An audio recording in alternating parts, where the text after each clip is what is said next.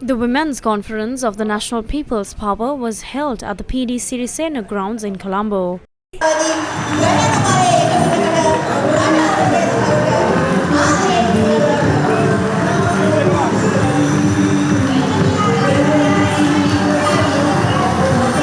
Representatives of the National People's Power and professionals were among those who attended the event today.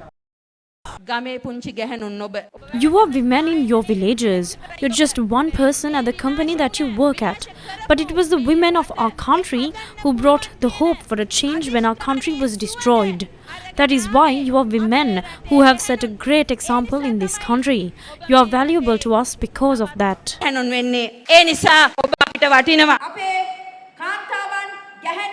If our women are being sent overseas as domestic workers, they must not be sent based on the whims and fancies of anyone.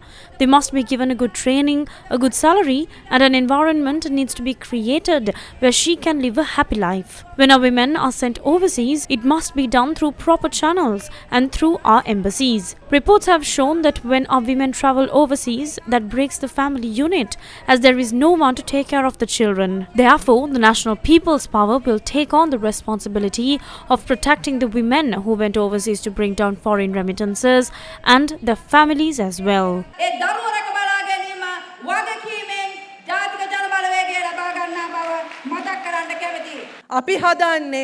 We are forming a government that is centered around the people, connected to the people, and a government that is for the people. A developed country is not a country where only the rulers develop. Recently in Thailand, the Supreme Court in the country asked the Prime Minister of the country to step down as he had violated the constitution. Despite our Supreme Court delivering judgment after judgment, highlighting how they have violated the constitution, what is our leader saying?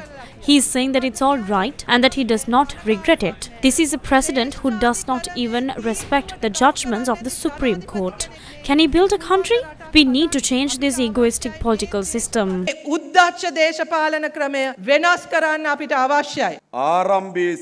From the very beginning, we will cleanse this step by step. Where will we start? Firstly, a government of the NPP will create a country that respects the rule of law. If one can carry out these Sunday attacks and then sit on the seat of the president, why should anyone be afraid of the law? If one can commit financial fraud and still sit in parliament, why would you be afraid of the law? If one can take ransom and hold ministerial positions, why should he fear the law? A government of the NPP will breathe life to the principle that everyone is equal before the law. If the law is not empowered, the inflow of drugs cannot be stopped. Without breathing life to the law, you cannot stop crime or curb the underworld. The main priority of our government would be education. We will do away with the disparities in school education. We will stop this culture where children who are asleep get their faces washed, dressed and then packed into a van. Children are being loaded into vans. The child is asleep when he gets into the van from his home and when he gets off the van at home. What kind of a life is this? We will create a school where all children could study. The longest distance a child will have to go is 3 kilometers. This is how it's done in countries across the world.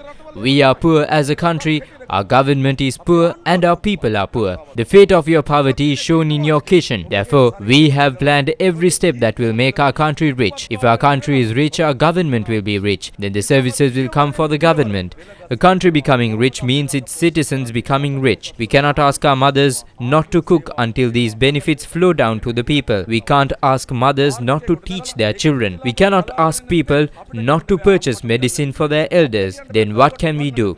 If there is a family that cannot purchase food, medicine or provide proper education to their children, a government of the NPP will provide an allowance of minimum 10,000 rupees. If the family is finding it extremely difficult, that will be increased to 15,000 rupees. The VAT that has been imposed on food, education and health, the price of power can be reduced by 1/3 within a short span of time. The price of fuel can be reduced. We know that there is a massive hurdle faced by entrepreneurs. They don't have money to start the business. What will we do? We will examine what she is planning on doing. We will ask her to prepare a project report and a group of professionals will review the report. Based on that report, the government will give a guarantee to banks and the loan will be disbursed for that project. ව්‍යාපෘති වාර්තාව මත සමහර බැංකුවලට ආණ්ඩුව ඇප වෙලා ණය මුදල දෙනවා.